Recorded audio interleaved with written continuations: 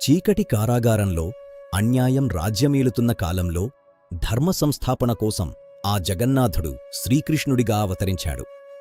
పెను తుఫానులో ఉప్పొంగే యమునానది సాక్షిగా తండ్రి వసుదేవుని రక్షణలో ఆ చిన్నారి కృష్ణుడు నందగోకుల మార్గం పట్టారు. గోకులంలో అల్లరి కృష్ణుడిగా వెన్న దొంగగా అందరి మనసులను దోచుకున్నాడు ఆ పరమాత్ముడు. కాళీయుని గర్వాన్ని అణిచి యమునానదిని పునీతం చేసిన కాళీయుని మర్ధనుడు మన కృష్ణయ్య. ఆయన మురళీగానానికి పశుపక్ష్యాదులే కాదు, ఆ ప్రకృతి సైతం మైమరచి మురిసిపోతుంది. కష్టాల్లో ఉన్నవారిని కాపాడేందుకు ఆ గోవర్ధనగిరినే తన చిటికన వేలిపై ఎత్తిన అభయప్రదాత.